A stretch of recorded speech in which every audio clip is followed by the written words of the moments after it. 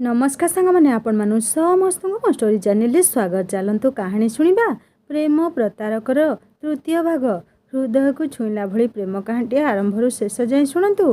पूर्व भाग गुड़िक जदि शुणी ना जल्दी जल्दी शुणी नियंतु। शोभना फ्लाट को जाई रात्रि भोजन सारिबा परे ब्याग्रु लुगा और जिनपतर काढ़ी आलमारी रखुता। से समय से भुवनेश्वर स्थित फ्लाट्र जेरक्स कॉपी निज ब्याग्रु पाइले। से जेरक्स कॉपी रे प्रत्युष दस्खत और पासपोर्ट फोटो देखी शोभना टिके भावविहल हो गले। आउ से जिनिस न काढ़ी शोइबा पई गले। हेले अतीतर स्मृति सब तांका मनरे उंकी मारु थाए। शोभना अतीत कथा चिंता करुथांती। शोभना भुवनेश्वर फेरी नूतन और शेखर का विवाह कथा सुनी खुशी हेले नहीं। ए कथा नूतन नजर करथिले। नूतन का सह शोभना शोउतिले। शोभना एते चुपचाप देखी नूतन कौन होइछि बोली पचारिले। हेले शोभना किछि होई नाही। निद आसुची कही शोइबा पई गले। हेले शोभना न शोई आखि खोली बंद करी एपट सेपट कड़ले उठाऊ थांती। कारण तांकु आग दिन राति रे प्रत्युष सह जो शारीरिक संपर्क गढ़ी उठिथिला से कथा शोभनार मने पड़ुथाए।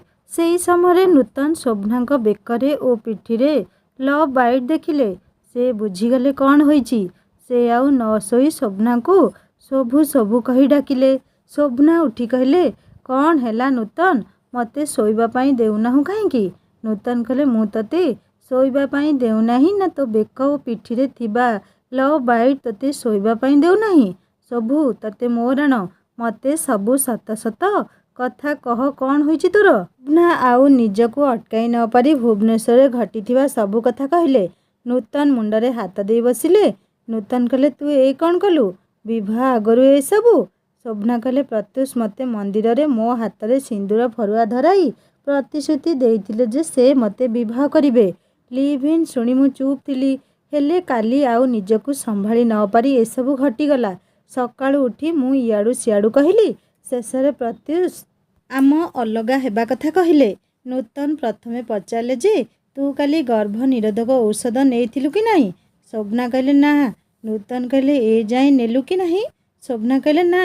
नूतन कहले पागली हेलुनी कि जदि काली रातिर घटना पाई तू गर्भवती हो जाऊ ताहले कौन करिबु। शोभना कहले मोर से कथा मुंडरे पसी नथिला एबे कौन करिबी। नूतन कहले काली सकाळे आग औषध आनी खाइबु तापरे थरे प्रत्युष सहित भलरे कथा होई देखिबु। शोभना कहले हाँ देखुची जहा करिया कथा मु करिबी। ता पर दिन सकाळु शोभना ऑफिस जाई प्रत्युष अपेक्षा करी थांती। हेले प्रत्युष ऑफिस काम रे बाहर को जाइथिले। फेरिला बेलकु डेरी होई गला। शोभना तांकु देखि हसी देले। हेले प्रत्युष न देखिला परी चली गले। ए कथा शोभना को जमारु भलो लागिला नाही। ता पर दिन शोभना ऑफिस गले। प्रत्युष सह कथा हेबाकु चाहिबारु प्रत्युष कहले जे से व्यस्त अछंती। सेही समय जने स्टाफ आसी कहले सार बड़ बाबू आपणकर ब्रह्मपुर ब्रांच ट्रांसफर अनुरोध को स्वीकार कले। ए कथा शुणिया परे तांकु लागिला जमिति प्रत्युष गोटिए राति तांकु उपभोग कला परे तांकु छाड़ी चली जाउछंती। से आश्रम को जाई बहुत कांदिले।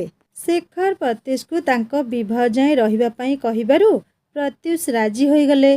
शेखर और नूतन को विवाह हला कहिबा पई गले। शोभना को सांग त नुए भौणी कहिले भलो हेबो। नूतन को बाहाघर हेले शोभना को मनरे शोकर छाया। प्रत्युष को ठारू विच्छेद शोभना सही पारु नथिले। प्रत्युष भी आखि छल छल करी रहुथिले। प्रत्युष को मुहरु ही तांको विरह मन कथा जना पड़ी जाउथला। तथापि दुहे दुहींक सह कथा होई सबु ठीक न करी अभिमान मानी रहुथिले। शेखर और नूतन को विवाह सरीगला बेलकु शोभना को लागुथाए तांको जीवनर प्रेम बसंत धीरे धीरे उभा होई जाउछि। मनर रोदन आउ लुकायित होई न रही आस्ते आस्ते अमानिया स्रोत होई झरा श्रावण हेबाकु जाउछि। विवाह परे शोभना शेखर और नूतन को पाखरे छिड़ा होई प्रत्युष को चाही रही थांती। प्रत्युष किंतु शोभना को न चाही शेखर और नूतन को विवाहर शुभकामना जणाइले। आउ कहले समस्त को मोर सबु दिन पाई बाय मु आउ केबे फेरी आसीबी नहीं। प्रत्युष शोभना को पछ करी एक मुहा होई जाउ थांती। प्रत्युष देइथिबा विवाह उपहार भितरे नूतन गोटिए चिठी पाइले जेउथिरे से लेखिथिले नूतन विवाह व्यस्तरे शोभना को भूली जीव नहीं। तांको जीवन रे तुम छड़ा आउ केही नहांती। ए चिट्ठी नूतन शोभना को देखई कहले ଶୋଭୁ ଯା ତୋ ଭଲ ପାଇବ ଅଟକାଇ ଦେ, ନହେଲେ ସାରା ଜୀବନ ପ୍ରେମ ପାଇଁ ଝୁରି ହେବୁ। ପ୍ରତ୍ୟୁଷ ଗାଡ଼ି ପାଖାପାଖି ଥାନ୍ତି ତାଙ୍କୁ ଲାଗିଲା ଶୋଭନା ତାଙ୍କ ହାତ ଧରିଲେ ବୋଲି। ହେଲେ ଶୋଭନାଙ୍କ ବଦଳରେ ଗୋଟିଏ ଛୁଆ ଡାକି କହିଲା, ଅଙ୍କଲ ତୁମ ରୁମାଲ ପଡ଼ିଗଲା। ପ୍ରତ୍ୟୁଷ ସେ ରୁମାଲକୁ ଉଠାଇ ଦେଖିଲେ ଏବଂ ମନେ ମନେ ଭାବିଲେ, ଶୋଭନା ତୁମେ ତ ମୋ ପାଖରେ ନାହଁ, ହେଲେ ତୁମ ଏ ରୁମାଲରେ ମୁଁ ମୋ ଲୁହ ପୋଛି ଭାବିନେବି ତୁମେ ଆସି ମୋ ଲୁହ ପୋଛିଦେଲ। ସେ ଗାଡ଼ିର କବାଟ ଖୋଲୁଥାନ୍ତି ସେହି ସମୟରେ ପ୍ରତ୍ୟୁଷକୁ ଲାଗିଲା ଯେମିତି କେହି ଜଣେ ଧାଇଁ ଆସି ତାଙ୍କ ଅଣ୍ଟାକୁ ପଛ ପଟରୁ ଜାବୁଡ଼ି ଧରିଲେ। ପ୍ରତ୍ୟୁଷକୁ ପଛକୁ ବୁଲି ଚାହିଁବାର ସାହସ ନଥିଲା, ହେଲେ ସେ ଅନୁଭବ କରିପାରୁଥିଲେ ଯେ ପଛପଟୁ ଆଉ କେହି ନୁହେଁ, ବରଂ ଶୋଭନା ଧରିଛନ୍ତି ଆଉ କାନ୍ଦୁଛନ୍ତି। ଶୋଭନା କୋହଭରା ସ୍ୱରରେ ନିଜ ପ୍ରେମର ବ୍ୟାଖ୍ୟା କଲେ। ସେ କହିଲେ, ପ୍ରତ୍ୟୁଷ ମୋତେ ଛାଡ଼ି ଯାଅ ନାହିଁ। ନୂତନ ବିବାହ କରି ଶେଖରଙ୍କ ସହ ରହିବ। ମୋ କଥା କିଏ ବୁଝିବ? ତୁମ ବିନା ମୁଁ ପୁରା ଏକୁଟିଆ ହୋଇଯିବି, ମୁଁ ମରିଯିବି। ପ୍ରତ୍ୟୁଷ ବୁଲି ପଡ଼ି ଶୋଭନାକୁ କୁଣ୍ଢାଇ କହିଲେ, ଖବରଦାର ସୋନା, ଆଉ ମରିବା କଥା କେବେ କହିବ ନାହିଁ। ମୁଁ ଏଠାରେ ତୁମଠାରୁ ଦୂରେଇ ରହିପାରିବି ନାହିଁ, ତେଣୁ ବ୍ରହ୍ମପୁର ଯିବା ପାଇଁ ବାହାରିଛି। ଶୋଭନା କହିଲେ, ତୁମେ ଯେଉଁଠି ରହିବ ମୁଁ ତୁମ ସହ ରହିବି। I love you Pratyush. Pratyush ମଧ୍ୟ କହିଲେ, ଆଇ ଲଭ୍ ୟୁ ଟୁ ସୋନା। ସେହି ସମୟରେ ସମସ୍ତେ ପ୍ରତ୍ୟୁଷ ଓ ଶୋଭନାକୁ ଚାହିଁ ରହିଥିଲେ। ବଡ଼ବାବୁ ଆସି ପ୍ରତ୍ୟୁଷକୁ କହିଲେ, ତୁମେ ଚାହିଁଲେ ଭୁବନେଶ୍ୱର ବ୍ରାଞ୍ଚରେ ରହିପାରିବ। ଦୁଇ ପ୍ରେମୀ ଯୁଗଳଙ୍କୁ ଅଲଗା କରିବା ପାପ। ବିବାହ ପରଦିନ ଶେଖର ଓ ନୂତନ ପ୍ରତ୍ୟୁଷ ଓ ଶୋଭନାକୁ ବିବାହ ପାଇଁ କହିଲେ। ପ୍ରତ୍ୟୁଷ କହିଲେ, ମୋ ବଡ଼ ଭାଇ ଆୟୁଷ ଭାଇ 4 ବର୍ଷ ତଳେ ମିଲିଟାରୀରେ ଦିଲ୍ଲୀରେ ଥିବା ସମୟରେ ବିବାହ କଲେ। ସେଇ କଥାକୁ ଘରେ ଗ୍ରହଣ କରିପାରିନଥିଲେ, ହେଲେ ଏବେ ଫୋନରେ ଏ ବିବାହକୁ ସ୍ୱୀକୃତି ମିଳିଛି। ତେଣୁ ଏବେ ବାପା ମାଆଙ୍କୁ ମୋ ବିବାହ କଥା କହିଲେ ସେମାନେ ମାନିବେ ନାହିଁ। କିଛି ମାସ ପରେ ଭାଇ ଭାଉଜ ଆସିବେ, ସେତେବେଳେ ମୁଁ ସମୟ ଦେଖି ଆମ ବିବାହ କଥା କହି ତାଙ୍କୁ ରାଜି କରିବି। ସେତିକି ଦିନ ଯାଏ ଆମେ ଦୁହେଁ ଲିଭ୍ ଇନ୍ରେ ରହିବା। ନୂତନ ଓ ଶେଖର ଲିଭ୍ ଇନ୍ରେ ରହିବା ପାଇଁ ରାଜି ନଥିଲେ ମଧ୍ୟ ପ୍ରତ୍ୟୁଷ ଓ ଶୋଭନାଙ୍କ ଇଚ୍ଛା ଜାଣି ଚୁପ୍ ରହିଲେ। ତାପରେ ଶୋଭନା ଓ ପ୍ରତ୍ୟୁଷ ଗୋଟିଏ ଫ୍ଲାଟ୍ ନେଇ ସେମାନେ ଏକତ୍ର ରହିଲେ। ସେମାନେ ଡାକ୍ତରଙ୍କୁ ପରାମର୍ଶ କରି କିଛି ବର୍ଷ ପାଇଁ ଗର୍ଭ ନିରୋଧ ପାଇଁ କଣ୍ଡୋମ୍ ଅସ୍ତ୍ରୋପଚାର କରାଇ ନେଲେ। ଏବେ ଶୋଭନା ବର୍ତ୍ତମାନ କଥା ଭାବୁଛନ୍ତି। ଏମିତି ଭାବୁ ଭାବୁ ଶୋଭନା ଶୋଇପଡ଼ିଲେ। ସକାଳୁ ଶୋଭନା ଉଠି ନିତ୍ୟକର୍ମ ସାରି ଏକାଥରେ ରୋଷେଇ କରିଦେଇ ଅଫିସ୍ ପାଇଁ ବାହାରୁଥାନ୍ତି। ସେହି ସମୟରେ ହଠାତ୍ କବାଟ ନକ୍ ହେଲା।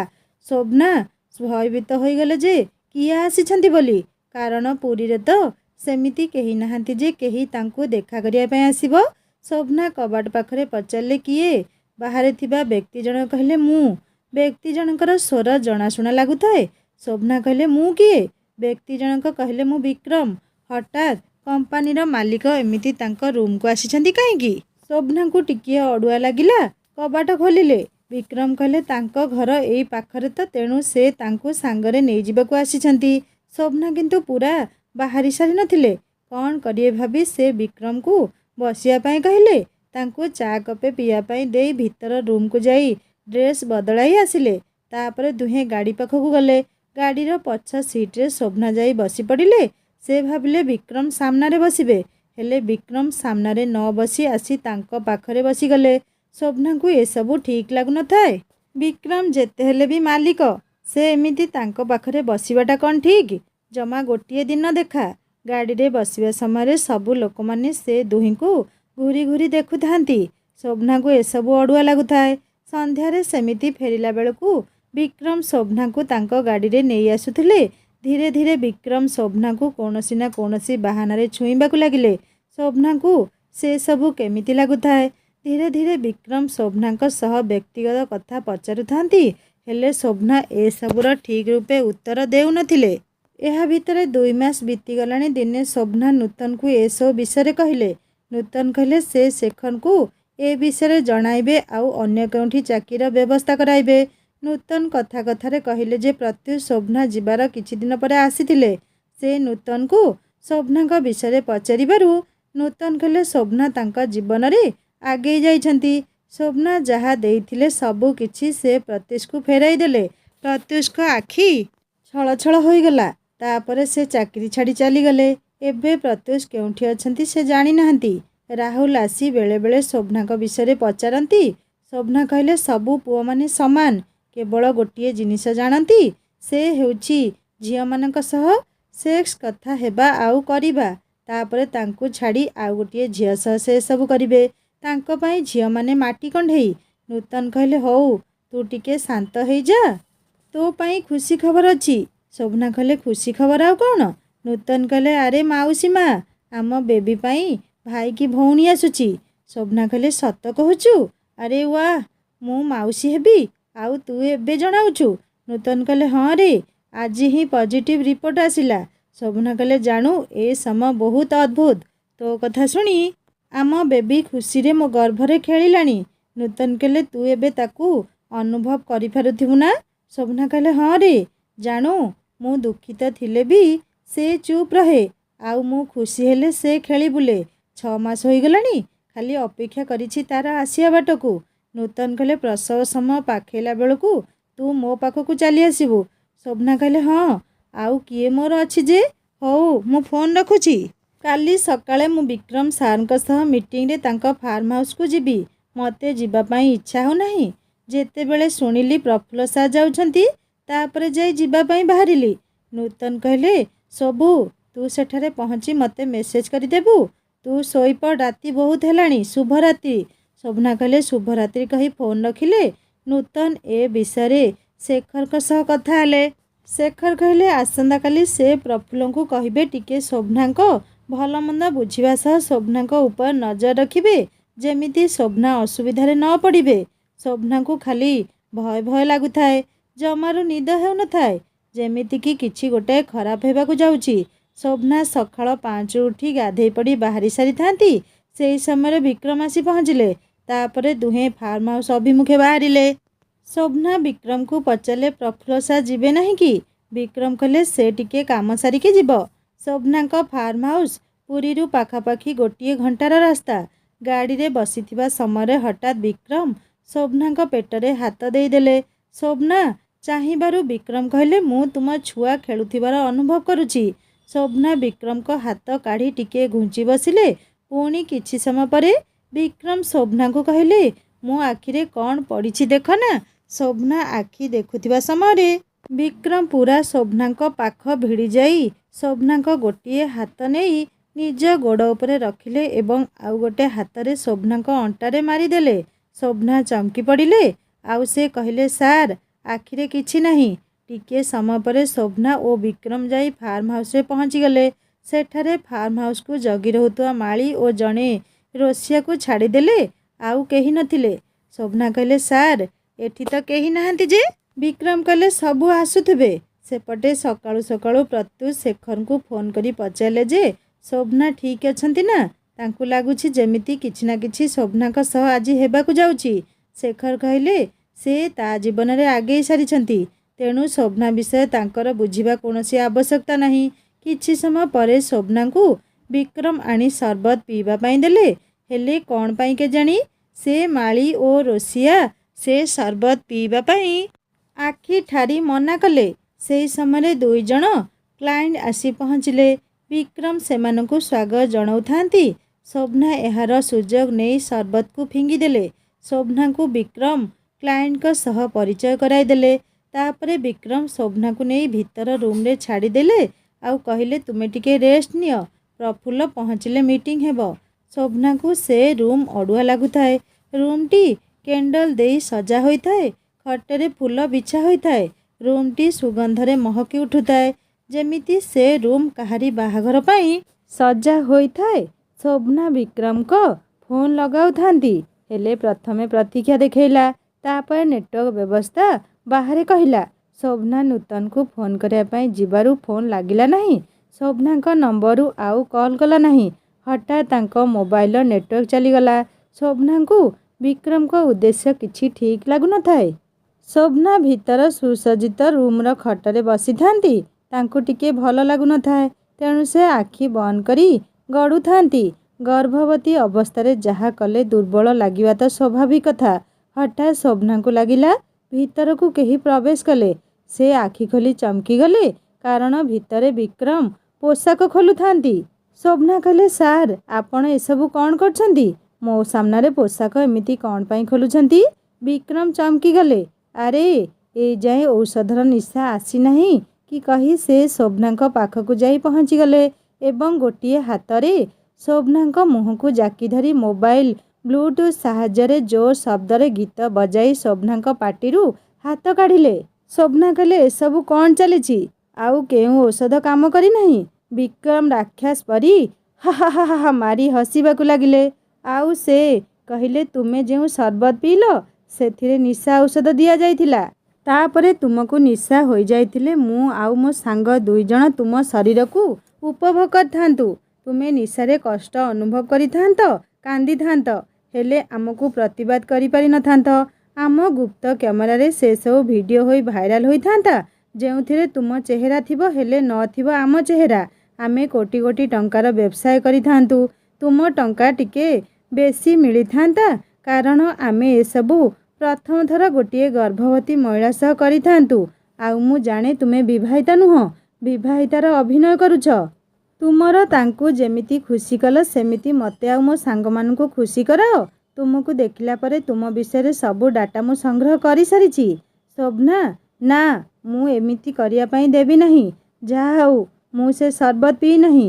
ବିକ୍ରମ କହିଲେ, ଭୁଲ କଲ। ପିଇ ଦେଇଥିଲେ ତୁମେ ଶୋଇଥାନ୍ତ, ଆମେ ଧୀରେ ସୁସ୍ଥେ କରିଥାନ୍ତୁ। ହେଲେ ଏବେ ଆମେ ତୁମ ସହ ଜବରଦସ୍ତି କରିବୁ, ତୁମକୁ ବେଶୀ କଷ୍ଟ ହେବ। ଏସବୁ କରିସାରିଲା ପରେ ଆମେ ଏଇଠି କିଛି ଭାଇରାଲ କରିବୁ ନାହିଁ, ବାହାରେ କରିବୁ। ଆଉ ତୁମେ ଯଦି ମୁହଁ ଖୋଲ ତାହେଲେ ଏଇଠି ଭାଇରାଲ ହେବ। ଧୀରେକି ଶୋଇଯାଅ, ଆମକୁ ଆମ କାମ କରିବା ପାଇଁ ଦିଅ। ମୁଁ ତ ଏସବୁ କରିବା ପାଇଁ ତୁମକୁ ବିନା ଇଣ୍ଟରଭ୍ୟୁରେ ଚାକିରି ଦେଲି। ଆଉ ତୁମ ନେଟୱାର୍କ ଏ ଘରେ ବର୍ତ୍ତମାନ ଆସିବ ନାହିଁ, କାରଣ ନେଟୱାର୍କ ନ ଆସିବା ପାଇଁ ଏ ଘରେ ରେଡ଼ିଆନ୍ ଅନ୍ କରିଛି। ଶୋଭନା କହିଲେ, ମୋତେ ଛାଡ଼ିଦିଅ, ମୁଁ ଗର୍ଭବତୀ ଅଛି। ଦୟାକରି ମୋ ସହ ଏମିତି କରନ୍ତୁ ନାହିଁ। ଶୋଭନା ଉଠି ପଳାଉଥାନ୍ତି। ସେହି ସମୟରେ ବିକ୍ରମ କ୍ୟାମେରା ଅନ୍ କରି ଆସି ଶୋଭନାକୁ ଟାଣି ଆଣି ଖଟରେ ଶୁଆଇଛନ୍ତି। ଠିକ୍ ସେତିକିବେଳେ କବାଟ ନକ୍ ହେଲା। ବିକ୍ରମ ତାଙ୍କ ସାଙ୍ଗମାନେ ଡାକୁଛନ୍ତି ଭାବି ଯାଇ କବାଟ ଖୋଲି ଦେଇଛନ୍ତି। ସାମ୍ନାରେ ସାଙ୍ଗମାନଙ୍କ ବଦଳରେ ପାଇଲେ ପୋଲିସ। ବିକ୍ରମ ଭୟଭୀତ ହୋଇ ଫେରାର ହେବା ପାଇଁ ଖୋଜୁଥିଲେ, ହେଲେ ପୋଲିସ ଧରି ପକାଇଲେ ବିକ୍ରମକୁ। ପ୍ରଫୁଲ୍ଲ ଆସି ବିକ୍ରମକୁ ଜୋରରେ ଚାପୁଡ଼ା ମାରି କହିଲେ, ଲାଜ ଲାଗୁନାହିଁ? ତୁମର ଝିଅ ବୟସର ହେବ ସେ, ସେଥିରେ ପୁଣି ଗର୍ଭବତୀ ଅଛି। ତା ସହ ଏତେ ସବୁ କରିବା ପାଇଁ ବାହାରିଥିଲ? ପ୍ରଫୁଲ୍ଲ ଶୋଭନାଙ୍କୁ ଫାର୍ମ ହାଉସରୁ ସୁରକ୍ଷିତ ଭାବରେ କାଢ଼ି ଆଣିଲେ। ସେ ଶୋଭନାଙ୍କୁ ନେଇ ତାଙ୍କ ଫ୍ଲାଟରେ ଛାଡ଼ିଦେଲେ। ପ୍ରଫୁଲ୍ଲ କହିଲେ, ତାଙ୍କୁ ଶେଖର ଫୋନ୍ କରି କହିଲେ ଯେ ବିକ୍ରମଙ୍କ ଉଦ୍ଦେଶ୍ୟ ଠିକ୍ ନାହିଁ। ମୁଁ ବି କିଛି ଦିନ ହେବ ତାଙ୍କ ଚାହାଣୀ ତୁମ ପ୍ରତି ଦେଖୁଥିଲି। ସେ ଯେଉଁ କ୍ଲାଏଣ୍ଟ କଥା କହୁଥିଲେ ସେମାନଙ୍କୁ ଫୋନ୍ କରି ବୁଝିଲି ଯେ ଆଜି ତ ମିଟିଂ ନାହିଁ। ସେଇଠୁ ମୁଁ ବୁଝିଗଲି ଯେ ସେ ମୋତେ ମନା କରି ତୁମକୁ ନେଇ ଫାର୍ମ ହାଉସ୍ ଯାଇଛି, ମାନେ ଉଦ୍ଦେଶ୍ୟ ଜମାରୁ ଭଲ ନୁହେଁ। ତେଣୁ ପୋଲିସକୁ କହିଲି। ଆଉ ସେଠାରେ ପହଞ୍ଚିବାରୁ ସେଠାକାର ମାଳି ଓ ରୋଷେୟା ସବୁ କଥା ନିଜ ବୟାନରେ ଦେଲେ। ଶୋଭନା କହିଲେ, ଆଜି ଆପଣ ମୋ ଭାଇ ହେବାର କର୍ତ୍ତବ୍ୟ କରିଛନ୍ତି, ନହେଲେ ହୁଏତ ଏବେକୁ ମୁଁ ଏ ଦୁନିଆରେ ନଥାନ୍ତି। ପ୍ରଫୁଲ୍ଲ କହିଲେ, ଆଜି ତୁମେ ମୋ ଘରକୁ ଚାଲ। ନୂତନ ଦେହ ଭଲ ନାହିଁ, ତେଣୁ ଶେଖର ଓ ନୂତନ ଆସିପାରିବେ ନାହିଁ। କାଲି ସକାଳେ ତୁମେ ନହେଲେ ତାଙ୍କ ପାଖକୁ ଚାଲିଯିବ। ଶୋଭନା କହିଲେ, ନାହିଁ ଭାଇ, ଆଜି ରାତିରେ ଫ୍ଲାଟରେ ରହି ମୁଁ ମୋ ଜିନିଷ ସବୁ ଭର୍ତ୍ତି କରିଦିଏ, କାଲି ସକାଳେ ଦେଖିବି କୁଆଡ଼େ ଯିବି। ପ୍ରଫୁଲ୍ଲ ଶୋଭନାକୁ ଫ୍ଲାଟରେ ଛାଡ଼ିଦେଇ ଘରକୁ ଗଲେ। ହେଲେ ଶୋଭନାକୁ ସେଠାରେ ଭଲ ଲାଗିଲା ନାହିଁ, ମନ ବିଚଳିତ ହେଲା। ତେଣୁ ସେ ଜଗନ୍ନାଥ ମନ୍ଦିର ଚାଲି ଆସିଲେ। ଆଉ ମନେ ମନେ ପ୍ରତ୍ୟୁଷକୁ ଗାଳି ଦେଉଥାନ୍ତି, କାରଣ ସେ ଧୋକା ଦେଇନଥିଲେ ଏସବୁ ଘଟିନଥାନ୍ତା। ସନ୍ଧ୍ୟା ଆଳତି ହେଲା। ଶୋଭନା ଆଳତି ପରେ ବି ସେଠି ବସି ମହାପ୍ରଭୁଙ୍କୁ ପଚାରୁଥାନ୍ତି ଯେ କ'ଣ ପାଇଁ ଭଗବାନ ମୋତେ ଓ ମୋ ଛୁଆକୁ ଏସବୁ ସହିବା ପାଇଁ ପଡ଼ୁଛି। ସେତେବେଳେ ତାଙ୍କ ମନକୁ ଗୋଟିଏ ଭାବନା ଆସିଲା ଯେ ବିବାହ ବିନା ସେ ସ୍ୱାମୀ ସ୍ତ୍ରୀ ସମ୍ପର୍କ ରଖିବାଟା ହିଁ ହେଲା ଭୁଲ। ଲିଭ୍-ଇନ୍‌ରେ ଯଦି ଭଲ ବନ୍ଧୁ ଭାବରେ ରହିଥାନ୍ତେ ତାହେଲେ ଆଜି ଏସବୁ ଘଟିନଥାନ୍ତା। ଏତିକିବେଳେ ନୂତନ ଫୋନ୍ କଲେ। ନୂତନଙ୍କ ଫୋନ୍ ଦେଖି ଶୋଭନା ଧୈର୍ଯ୍ୟର ସହ କଥା ହୋଇପାରିଲେ ନାହିଁ ଏବଂ ଭୋ ଭୋ ହୋଇ କାନ୍ଦି ସବୁ କହିଲେ। ନୂତନ କହିଲେ, ଭୁବନେଶ୍ୱର ଫେରିଯିବା ପାଇଁ। ଏମିତି କଥା ହେଉ ହେଉ ଶୋଭନା କହିଲେ ତାଙ୍କ ମୁଣ୍ଡ ବୁଲାଇ ଦେଉଛି। ତାପରେ ନୂତନକୁ ଆଉ ଶୋଭନାଙ୍କ କଥା ଶୁଣାଗଲା ନାହିଁ। କେବଳ ସେ ଶୁଣିଲେ ଯେ କିଛି ଲୋକ କହୁଥାନ୍ତି, ଏହେ ସ୍ତ୍ରୀ ଲୋକଟି ପଡ଼ିଗଲା। ନୂତନ ହ୍ୟାଲୋ ଓ ଶୋଭନା କହି ବାରମ୍ବାର ଡାକୁଥାନ୍ତି। ସେହି ସମୟରେ ଜଣେ ବ୍ୟକ୍ତି ଶୋଭନାଙ୍କ ଫୋନ୍ ଉଠାଇ କହିଲେ, ସେ ଶୋଭନାଙ୍କୁ ଡାକ୍ତରଖାନା ନେଇଯାଉଛନ୍ତି, କିଛି ମାସ ତଳେ ଶୋଭନା ତାଙ୍କୁ ଭୁବନେଶ୍ୱରରେ ମନ୍ଦିରରେ ବଞ୍ଚାଇଥିଲେ। ଆଜି ସେ ତାଙ୍କ ଋଣ ସୁଝିବାର ସୁଯୋଗ ପାଇଲେ। ନୂତନ ବୁଝିଗଲେ ଯେ ମନ୍ଦିରରେ ଶୋଭନା ଯେଉଁ ବୃଦ୍ଧ ବ୍ୟକ୍ତିଙ୍କୁ ଭୁବନେଶ୍ୱରରେ ବଞ୍ଚାଇଥିଲେ ଇଏ ସେହି ବ୍ୟକ୍ତି। ନୂତନ ସେ ବ୍ୟକ୍ତିଙ୍କ ନାମ ପଚାରିଲେ। ବ୍ୟକ୍ତି ଜଣକ କହିଲେ ସେ ହେଉଛନ୍ତି ହରିହର। ସେ ତାଙ୍କ ଫୋନ୍ ନମ୍ବର ନୂତନକୁ ଦେଲେ। ଶୋଭନାଙ୍କୁ ହରିହର ଚିକିତ୍ସା କରାଇଲେ ଏବଂ ଜାଣିବା ପାଇଁ ପାଇଲେ ଯେ ଶୋଭନା ବହୁ ଦୁର୍ବଳ ଅଛନ୍ତି। ତାଙ୍କର ଯତ୍ନ ଠିକରେ ନ ନେଲେ ମା ଓ ଗର୍ଭସ୍ଥ ଶିଶୁ ପାଇଁ ବିପଦ। ଶୋଭନାଙ୍କ ଚେତା ଆସିଲା। ସେଠାରେ ସେହି ବୃଦ୍ଧ ବ୍ୟକ୍ତିଙ୍କୁ ଦେଖି ଆଶ୍ଚର୍ଯ୍ୟ ହୋଇଗଲେ ସେ। ହରିହର ଶୋଭନାଙ୍କ ସ୍ୱାମୀ ବିଷୟରେ ପଚାରିବାରୁ ଶୋଭନା କହିଲେ ସେ ତାଙ୍କୁ ଧୋକା ଦେଇ ଆଉ ଗୋଟିଏ ସ୍ତ୍ରୀ ଲୋକ ସହ ରହୁଛନ୍ତି। ନୂତନଙ୍କ ଛଡ଼ା ତାଙ୍କର ଏ ଦୁନିଆରେ ଆଉ କେହି ନାହାନ୍ତି। ହରିହର କହିଲେ ଆଜିଠାରୁ ସେ ଶୋଭନାଙ୍କ ବାପା। ସେ କହିଲେ ଶୋଭନାଙ୍କୁ ତାଙ୍କ ସହ ତାଙ୍କ ଘରକୁ ଯିବା ପାଇଁ। ଶୋଭନା ହରିହରଙ୍କ କଥା କାଟି ନ ପାରି ତାଙ୍କ ସହ ତାଙ୍କ ଘରକୁ ଯିବା ପାଇଁ ରାଜି ହୋଇଗଲେ। ହରିହର ଅଜଣା ଥିଲେ ମଧ୍ୟ ହୃଦୟରେ ଆପଣାପଣ ଅନୁଭବ କରି ହେଉଥିଲା ତାଙ୍କର। ଶୋଭନା ହରିହରଙ୍କ ପାଖରେ ଆପଣାପଣ ପାଇଲେ। ସେ ଭୁବନେଶ୍ୱର ମନ୍ଦିରରେ ବି ଆଗରୁ ତାଙ୍କୁ ଦେଖିଥିଲେ। ସେବେଠାରୁ ସେ ଭାବୁଛନ୍ତି ଯେ ହରିହରଙ୍କୁ କି ତାଙ୍କ ଫଟୋ କେଉଁଠି ଗୋଟିଏ ଦେଖିଛନ୍ତି, ହେଲେ ମନେ ପକାଇ ପାରୁନଥିଲେ। ଏତେ ବଡ଼ ଦୁନିଆରେ ସେ ଯେ ଅନାଥ ଥିଲେ, ହେଲେ ଆଜି ବାପାଙ୍କ ହାତ ପାଇ ତାଙ୍କ କଥା କାଟି ନ ପାରି ତାଙ୍କ ସହ ତାଙ୍କ ଘରକୁ ଯିବା ପାଇଁ ରାଜି ହୋଇଗଲେ। ତା ପରଦିନ ସକାଳୁ ହରିହରଙ୍କ ସହ ଶୋଭନା ବାଲେଶ୍ୱର ସ୍ଥିତ ହରିହରଙ୍କ ଘରକୁ ଗଲେ। ବାଲେଶ୍ୱର ନାମ ଶୁଣି ତାଙ୍କୁ ପ୍ରତ୍ୟୁଷଙ୍କ କଥା ମନେ ପଡ଼ୁଥିଲା, କାରଣ ପ୍ରତ୍ୟୁଷଙ୍କ ଘର ବି ବାଲେଶ୍ୱରର କୌଣସି ଗୋଟିଏ ଗାଁରେ। ତଥାପି ଶୋଭନା ନୂଆ କରି ପାଇଥିବା ବାପାଙ୍କୁ ହରାଇବା ପାଇଁ ଚାହୁଁନଥିଲେ। ଶୋଭନା ଫୋନ୍ କରି ନୂତନକୁ ଜଣାଇଲେ। ନୂତନ ଓ ଶେଖର ଭୁବନେଶ୍ୱର ଷ୍ଟେସନରେ ଶୋଭନା ଓ ହରିହରଙ୍କୁ ଦେଖା କଲେ। ତାପରେ ହରିହର ଓ ଶୋଭନା ବାଲେଶ୍ୱର ଗଲେ। ହରିହର ଘରକୁ ଫୋନ୍ କରି କହିଦେଲେ ଯେ ସେ ଶୋଭନାକୁ ନେଇ ଯାଉଛନ୍ତି। ବାଲେଶ୍ୱର ଷ୍ଟେସନରୁ ଓହ୍ଲେଇ ହରିହର ଓ ଶୋଭନା ଅଟୋ ଧରି ଘରକୁ ଗଲେ। ଘରେ ପହଞ୍ଚିଲା ବେଳକୁ ହରିହରଙ୍କ ପୂରା ପରିବାର ଏକାଠି ଶୋଭନାକୁ ସ୍ୱାଗତ କଲେ। ହରିହରଙ୍କ ସ୍ତ୍ରୀ ନମିତା ଶୋଭନାଙ୍କ ଆଳତୀ କରି କହିଲେ ମୋ ଝିଅକୁ ଏ ଘରକୁ ସ୍ୱାଗତ। ହରିହର ତାଙ୍କ ପୂରା ପରିବାର ସହ ଶୋଭନାଙ୍କ ପରିଚୟ କରାଇଦେଲେ। ଶୋଭନାଙ୍କୁ ହରିହରଙ୍କ ପରିବାର ବହୁତ ଭଲ ଲାଗିଲା। ସେଠାରେ ସେ ଜେଜେବାପା, ଜେଜେମା, ସାନ ଭଉଣୀ, ବାପା, ମା ସବୁ ପାଇ ଶୋଭନା ବହୁତ ଖୁସି ଥିଲେ। ହରିହର ଘର ପାଖରେ ଗୋଟିଏ ଛୋଟ ଭେରାଇଟି ଷ୍ଟୋର କରିଛନ୍ତି। ଶୋଭନାଙ୍କ ଯତ୍ନ ହରିହରଙ୍କ ପରିବାର ଭଲ ଭାବରେ କରୁଥିଲେ। ଶୋଭନା ମଧ୍ୟ ହରିହରଙ୍କ ପରିବାର ସହ ପୂରା ମିଶିଗଲେ। ସେ ଭଗବାନଙ୍କୁ ଡାକୁଥାନ୍ତି ଯେମିତି ତାଙ୍କ ନୂଆ ପରିବାରକୁ କାହାରି ନଜର ନ ଲାଗୁ। ଦିନେ ଶୋଭନା ନମିତାଙ୍କ ସହ ଗୋଟିଏ ବନ୍ଦ ରୁମ୍କୁ ଗଲେ। ନମିତା ରୁମ୍କୁ ସଫାସୁତୁରା କରୁଥାନ୍ତି।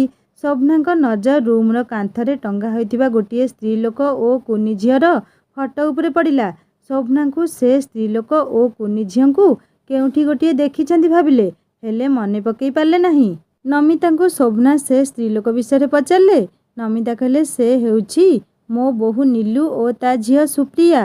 ଶୋଭନା କହିଲେ ସେମାନେ କେଉଁଠି ଅଛନ୍ତି? ନମିତା କହିଲେ ସେମାନେ ବାହାରକୁ ଯାଇଛନ୍ତି, କାଲି ସବୁ ଫେରିବେ। ଶୋଭନା କହିଲେ ଆହା, ଝିଅଟି ବହୁତ ସୁନ୍ଦରୀ ହୋଇଛି। ନମିତା କହିଲେ ହଁ, ତା ବାପା ପରି ହେଇଛି। କାଲି ମୋ ବଡ଼ ଝିଅ ରୂପା ଓ ତା ସ୍ୱାମୀ ମଧ୍ୟ ଆମ ଘରକୁ ଆସିବେ। ଶୋଭନା କହିଲେ କ'ଣ କିଛି ପ୍ରୋଗ୍ରାମ ଅଛି କି? ଏତିକି ବେଳେ ନମିତାଙ୍କ ଫୋନ୍ ଆସିଲା। ନମିତା ଫୋନ୍ରେ ପୁଅ ବୋହୂ ଓ ନାତୁଣୀ ସହ କଥା ହେଉଥାନ୍ତି। ନମିତା କହୁଥାନ୍ତି ତୁ ବ୍ୟସ୍ତ ହନି, ତାକୁ ଜଣାପଡ଼ିବ ନାହିଁ, ଗୋଟିଏ ପୂଜା ହିଁ ତ ହେବ। ଶୋଭନା ବୁଝିଗଲେ ଘରେ ସବୁ ମିଶି ଗୋଟିଏ ପୂଜା ଏକତ୍ରିତ ହୋଇ କରିବେ। ସେ ରୁମ୍ରେ ବହୁତ ଫଟୋ ଥିଲା, ହେଲେ ନମିତା ସେ ରୁମ୍ରୁ ଚାଲି ଆସିବାରୁ ଶୋଭନା ମଧ୍ୟ ଫଟୋ ନ ଦେଖି ବାହାରକୁ ଚାଲି ଆସିଲେ। ଶୋଭନା କହିଲେ ମା, କାଲି ମୋ ସାଙ୍ଗ ନୂତନ ଆସିବ ମୋତେ ଦେଖା କରିବାକୁ। ମୁଁ କିଛି ସମୟ ପାଇଁ ଷ୍ଟେସନ ଯିବି। ନମିତା କହିଲେ ତାକୁ ଘରକୁ ଡାକି ଆଣୁନାହୁଁ। ଶୋଭନା କହିଲେ ସେ ଅଫିସ୍ କାମରେ ଆସୁଛି। ଅଫିସ୍ କାମ ସାରିଦେଇ ମୋତେ ଦେଖା କରି ସେ ଚାଲିଯିବ। ତାର ଭୁବନେଶ୍ୱରରେ କାମ ଅଛି। ନମିତା କହିଲେ ହଉ, ତାହେଲେ ତୁ ଯାଇ ଦେଖା କରି ଆସିବୁ। ତା ପରଦିନ ସକାଳୁ ଶୋଭନା ଖୁସି ମନରେ ନୂତନକୁ ଦେଖା କରିବା ପାଇଁ ଗଲେ। ଦେଖା କରି ଆସିଲା ବେଳକୁ ଘରେ ପୂରା ଭିଡ଼। ହରିହରଙ୍କ ବୋହୂ, ନାତୁଣୀ, ରୂପା ଓ ଜୋଇଁ ସବୁ ଆସି ସାରିଥିଲେ। ନମିତା ଶୋଭନାଙ୍କର ସେମାନଙ୍କ ସହ ପରିଚୟ କରାଇ ଦେଲେ। ନୀଲୁ ଶୋଭନାଙ୍କୁ ଦେଖି କ'ଣ ପାଇଁ କେଜାଣି ଚମକି ପଡ଼ିଲା ପରି ଲାଗିଲେ। ତାପରେ ଶୋଭନା ସେମାନଙ୍କ ସହ ବସି କଥା ହେଉଥିଲେ। ସୁପ୍ରିୟା ବୋହୂ ଗେହ୍ଲି। ବହୁତ ସମୟ କଥା ହେଲା ପରେ ସୁପ୍ରିୟା କହିଲା ତା ବାପା କାଲି ନହେଲେ ପରଦିନ ଆସିବେ ବୋଲି। ନୀଲୁ ଶୋଭନାଙ୍କ ବିଷୟରେ ଜାଣିବା ପାଇଁ ଚାହୁଁଥିଲେ, ତେଣୁ ସେ ଶୋଭନାଙ୍କୁ ତାଙ୍କ ପରିବାର ସ୍ୱାମୀ ବିଷୟରେ ପଚାରିଲେ। ଶୋଭନା ଯାହା ହରିହରଙ୍କୁ କହିଥିଲେ ସେଇଆ ନୀଲୁଙ୍କୁ କହିଲେ। ଶୋଭନାଙ୍କ ମନ କ'ଣ ପାଇଁ କେଜାଣି ଶୁଖିଲା ଦେଖାଯାଉଥାଏ। କିଛି ସମୟ ପରେ କାହା ସହ ଯାଇ ଫୋନରେ କଥା ହେଲେ ଏବଂ ଆସି ସୁପ୍ରିୟାକୁ କହିଲେ, ସୁପ୍ରିୟା ତୋ ବାପା କାଲି ଆସିବେ। ଶୋଭନା କହିଲେ, ସେ କ'ଣ କରନ୍ତି? ନୀଲୁ କହିଲେ, ଭଦ୍ରକର ଗୋଟିଏ କମ୍ପାନୀରେ ଚାକିରି।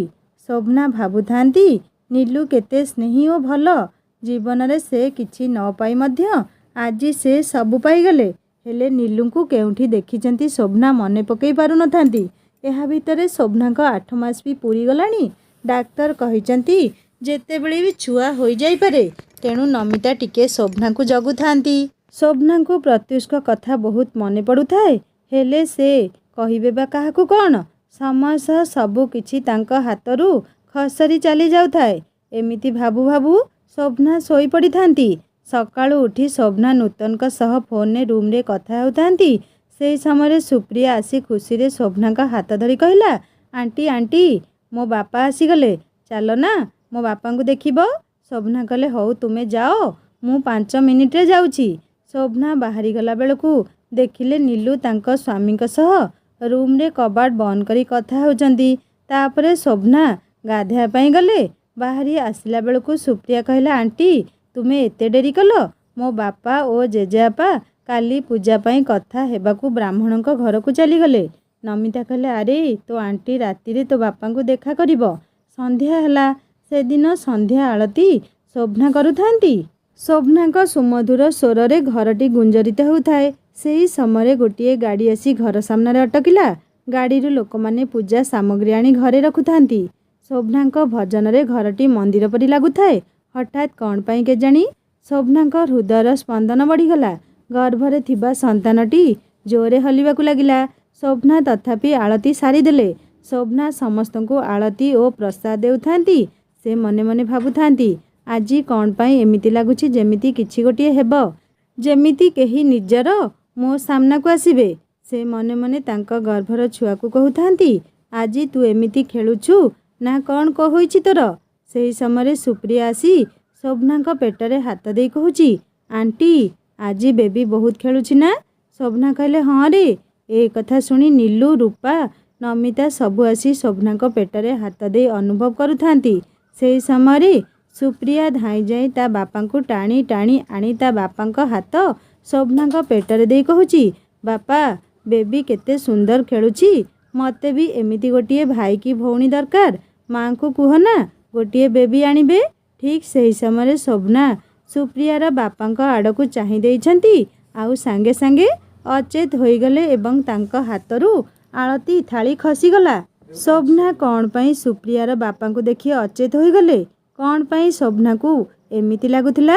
କ'ଣ ଶୋଭନା ଓ ପ୍ରତ୍ୟୁଷଙ୍କ କେବେ ସାକ୍ଷାତ ହେବ? କ'ଣ ପ୍ରତ୍ୟୁଷ କେବେ ଜାଣିପାରିବେ ଯେ ଶୋଭନାଙ୍କ ଗର୍ଭରେ ତାଙ୍କ ସନ୍ତାନ ଅଛି ବୋଲି? ଏସବୁ ଜାଣିବା ପାଇଁ ଚତୁର୍ଥ ଭାଗକୁ ସାଙ୍ଗମାନେ ଅପେକ୍ଷା କରନ୍ତୁ। କାହାଣୀ କେମିତି ଲାଗୁଛି ମୋତେ ନିଶ୍ଚୟ କମେଣ୍ଟ କରି ଜଣାଇବେ। ଆପଣଙ୍କ ସୁନ୍ଦର ସୁନ୍ଦର କମେଣ୍ଟ ଆସିଲେ ସିନା ମୋତେ ଲେଖିବା ପାଇଁ ଉତ୍ସାହ ବଢ଼ିବ। ଆଉ ହଁ ସାଙ୍ଗମାନେ, କାହାଣୀଟି ଆପଣଙ୍କ ହୃଦୟକୁ ଯଦି ଛୁଉଁଥାଏ ତାହେଲେ ଲାଇକ୍ଟିଏ କରିବେ, ସାଙ୍ଗମାନଙ୍କ ସହିତ ସେୟାର କରିବେ। ଆଉ ଯଦି ମୋ ଚ୍ୟାନେଲ ନୂଆ ଅଛନ୍ତି ତାହେଲେ ସବସ୍କ୍ରାଇବ୍ କରି ବେଲ୍ ଆଇକନ୍ ଦବାଇଦେବେ। ହିନ୍ଦୀ ଷ୍ଟୋରି ଚ୍ୟାନେଲର ଲିଙ୍କ୍ ମୁଁ ଏହି ଷ୍ଟୋରିର ଡେସ୍କ୍ରିପସନରେ ଦେଇଦେଉଛି। ଆପଣମାନେ କ୍ଲିକ୍ କରି ସୁନ୍ଦର ସୁନ୍ଦର ହିନ୍ଦୀ ଷ୍ଟୋରି ଶୁଣନ୍ତୁ। ଲାଇକ୍, ସେୟାର, ସବସ୍କ୍ରାଇବ୍ କରିବାକୁ କେବେ ଭୁଲେନି। ରହୁଛି, ନମସ୍କାର, ଜୟ ଜଗନ୍ନାଥ।